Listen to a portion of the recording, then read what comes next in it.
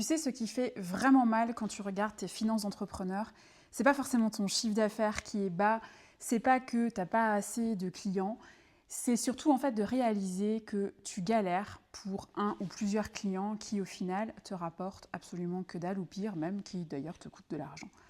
Aujourd'hui, on va faire cette analyse ensemble, celle que beaucoup d'entrepreneurs évitent de faire, moi la première, parce qu'elle fait mal, et oui, même moi, parfois, j'ai pas du tout envie de faire cette analyse. Là, on va calculer ta rentabilité par client et je vais te montrer comment reprendre le contrôle pour que chaque client qui rentre dans ton business te rapporte réellement de l'argent.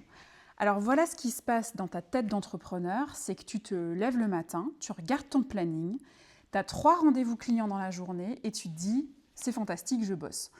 Tu passes ta journée à fond, tu livres tes prestations, tu réponds aux emails, tu gères les demandes de tes clients et le soir tu te couches en te disant « franchement j'ai vraiment bien bossé aujourd'hui ». Sauf que voilà, au bout d'1 mois à peu près, quand tu regardes ton compte en banque, en fait il n'y a pas grand-chose dedans. Et là, tu commences à te poser des questions et tu te dis, mais attends, j'ai pas bossé comme un malade ce mois-ci, j'ai eu plein de clients, donc comment c'est possible que j'ai si peu d'argent qui rentre? Parce qu'en fait, le montant de ton solde bancaire, il n'est pas du tout en corrélation avec ce que tu as travaillé.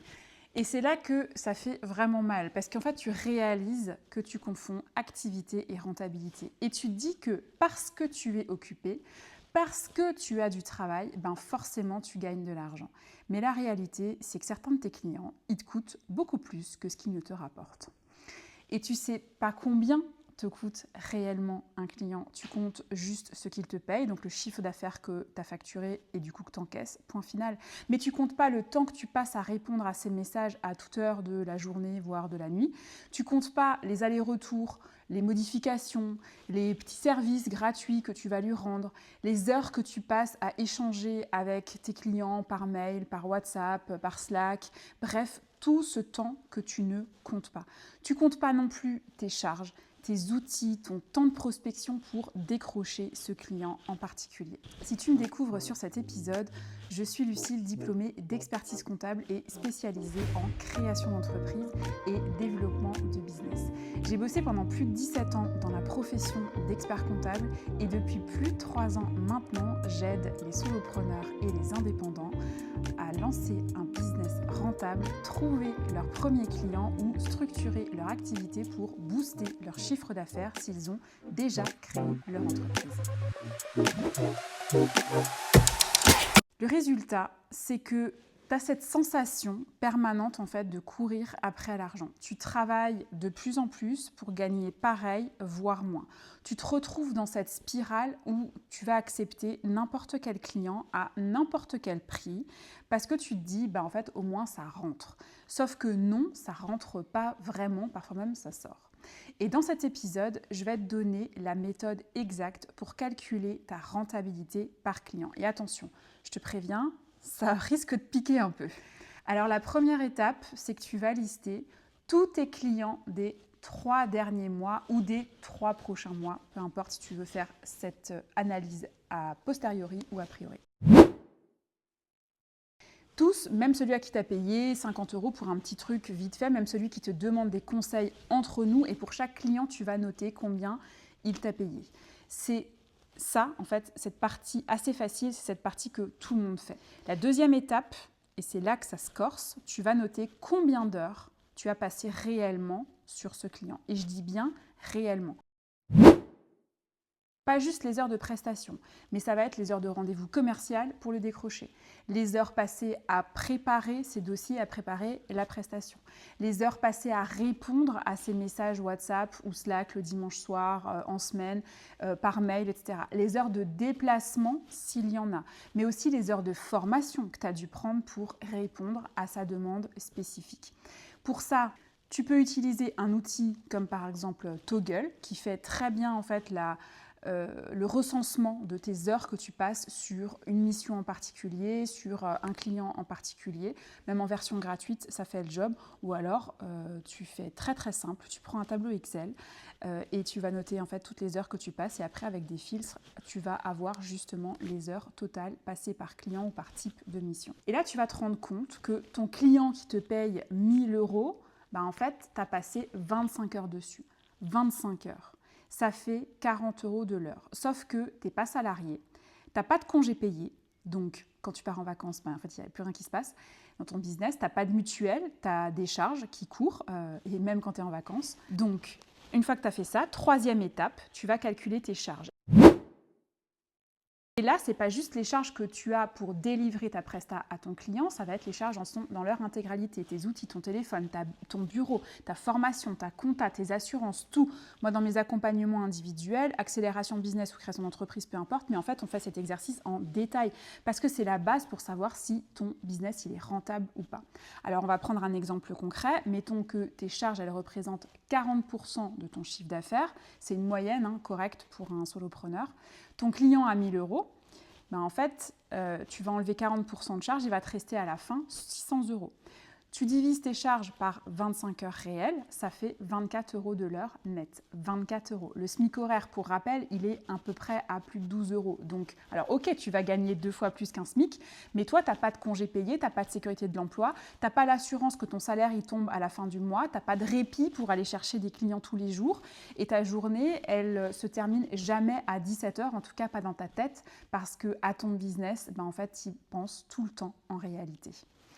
Et je parie que tu as au moins 2-3 clients dans ta liste qui sont carrément déficitaires. Ceux qui te prennent un temps fou, moi aussi j'en ai eu, qui négocient tes prix, qui demandent toujours plus de choses, toujours plus de questions, toujours plus de... Bref, ces clients-là, ils ne te rapportent pas d'argent, ils t'en coûtent. 4e étape, et c'est là que ça devient vraiment très intéressant, tu vas identifier les clients les plus rentables.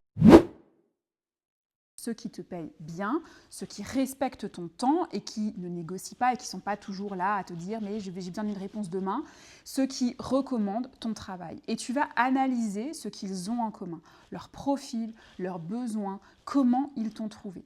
Parce que voilà en fait le truc. C'est que quand tu connais ta rentabilité par client, tu peux enfin prendre des décisions business intelligentes, genre filtrer des prospects. Tu peux arrêter de dire oui à tout le monde et donc tu commences à filtrer les profils de ton client idéal et tu peux augmenter aussi d'ailleurs tes prix sans culpabiliser. Tu peux virer les clients qui te coûtent de l'argent, ceux qui te pompent l'air systématiquement. Et après cette analyse, 5e étape, tu vas fixer ton prix minimum.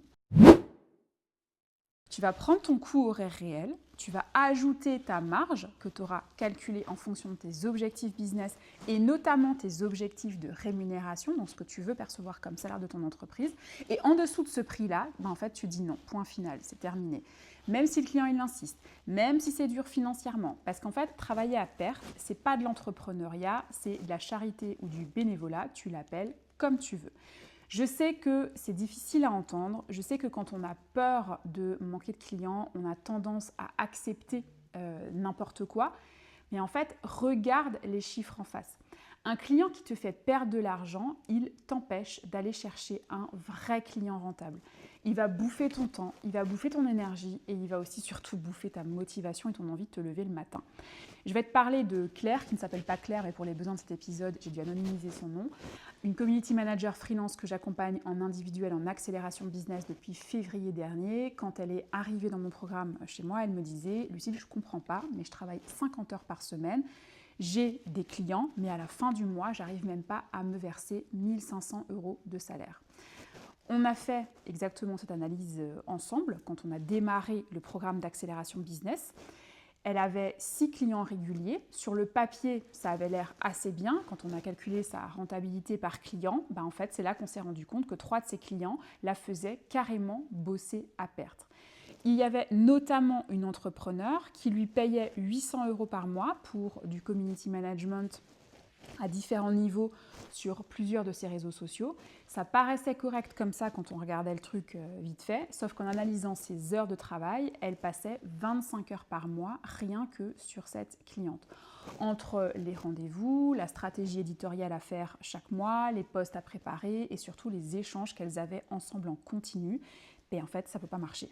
25 heures passées par mois pour 800 €, ça fait très exactement 32 € de l'heure brute avec ses charges à 23% environ, soit 24 € de l'heure nette pour gérer des réseaux sociaux et en faire des canaux d'acquisition clients, donc une prestation quand même très stratégique pour un entrepreneur. Et encore, hein, on ne comptait pas le stress, les nuits où elle ne dormait pas super bien, notre petite Claire. Bref, après ce constat, on a mis ça en rapport avec la réalité du marché parce que là, tu vas te dire que concrètement, Claire, qu'est-ce qu'elle aurait dû faire? C'est augmenter ses prix. Oui, mais dire que tel ou tel client n'est pas rentable, donc il faut augmenter les prix d'une offre, c'est stupide et c'est dangereux. Je vais t'expliquer pourquoi. Parce qu'en fait, la question, c'est est-ce que le marché, il est prêt à payer plus, voire beaucoup plus? Dans son cas, non. Dans son cas, il aurait fallu en fait augmenter de 40%. Mais le problème, c'est qu'elle a des tarifs qui sont en fait dans le marché. Donc là, elle avait deux solutions. Soit elle laisse la situation comme ça et elle l'accepte, soit on bosse ensemble sur un objectif qui a été comment faire pour gagner plus avec les mêmes clients, les mêmes prestations et les mêmes tarifs. La solution, c'était de revoir tous les process. Et c'est ce qu'on a fait et on a commencé à mettre de l'IA et l'automatisation dessus. Et en plus, aujourd'hui, en 2026, l'IA et l'automatisation de nos codes, c'est accessible désormais à n'importe qui. La seule condition, c'est de formaliser tous les process, les écrire en détail pour savoir ce qu'on peut remplacer par de l'automatisation, ce qu'on peut faire par un agent IA sans détruire la qualité de la prestation délivrée. C'est exactement ce qu'on a fait ensemble au fur et à mesure des rendez-vous. Le résultat pour Claire, c'est qu'on a économisé 42% de son temps de travail. En fait, elle est passée de 25 heures pour cette cliente-là en particulier à 15 heures de travail. Elle a économisé 10 heures de temps par mois et cette économie de temps par client, en fait, tu vas la multiplier par 6 parce que c'était le nombre de clients réguliers qu'elle avait à ce moment-là. Donc, ça fait grosso modo 60 heures par mois, donc 15 heures par semaine. Et donc, en fait, elle pouvait prendre 4 clients réguliers de plus tous les mois. Avec 6 clients réguliers, en fait, elle était financièrement à l'aise, mais en ces temps économiques assez incertains, il ne fallait pas qu'elle en ait genre 2 ou 3 qui ne renouvellent plus la mission, parce que sinon, ça devenait un peu compliqué financièrement. Donc forcément, ça lui créait en fait une sorte d'anxiété en arrière-plan où elle se disait, en fait, il faut que je fasse toujours plus pour mes clients, finalement, par peur de les voir arrêter. Elle n'était plus dans cette espèce de surdélivrabilité de ses prestations, mais clairement dans de la sur-délivrabilité. Et en fait, quand tu es dans cette espèce de sur-délivrabilité, tu te dis naturellement que grâce à ça, tu ne vas pas perdre ton client. Grâce à ça, ton client va être fidèle, il va avoir beaucoup de gratitude justement par rapport à tout ce que tu fais. Sauf que non, en fait. Ça n'empêchera jamais un client de partir, surtout s'il a des problèmes de budget, s'il revoit ses objectifs business et que du coup ta prestation, en fait, elle n'est plus du tout au centre de sa stratégie. Par contre, en montant à 10 clients réguliers, en fait, elle est tranquille. S'il y en a l'un ou l'autre qui arrête, en fait, c'est pas grave parce qu'elle a le temps d'aller chercher des nouveaux clients pour les remplacer. Et ça, quand tu es tranquille d'esprit, donc serein, je peux te dire que tes journées de travail, elles ont une autre gueule, réellement. Et surtout que tu abordes tes rendez-vous prospects et tes rendez-vous clients avec une toute autre posture. Parce que cette transformation que tu as dans ta tête, c'est ce qui va tout changer dans ton business. Donc maintenant, tu sais pourquoi cette analyse, elle fait un petit peu mal, mais pourquoi elle est indispensable. Tu ne peux plus en fait te mentir sur ta rentabilité par client. Chaque client doit t'apporter de la valeur et pas juste en fait du travail ou pire encore, une occupation pour tes journées. Si tu veux aller plus loin et qu'on travaille ensemble sur ta rentabilité, ta stratégie d'acquisition client, ta visibilité, ton offre, bref, tout le package, tu as 2 solutions qui s'offrent à toi. Le pack business, si tu veux avancer en autonomie avec tous mes outils, mes conseils concrets et mes méthodes, ou bien l'accompagnement individuel auquel tu peux candidater si tu veux qu'on bosse ensemble directement sur ton business, que tu sois en phase de création d'entreprise ou que tu sois déjà entrepreneur. Le lien, il est dans la description. Si cet épisode t'a aidé, like et abonne-toi à la chaîne si tu es sur YouTube ou mets un avis 5 étoiles et abonne-toi si tu es sur les plateformes d'écoute et notamment Apple Podcast et Spotify. Et n'oublie pas, tout le monde peut lancer un business et réussir, toi aussi.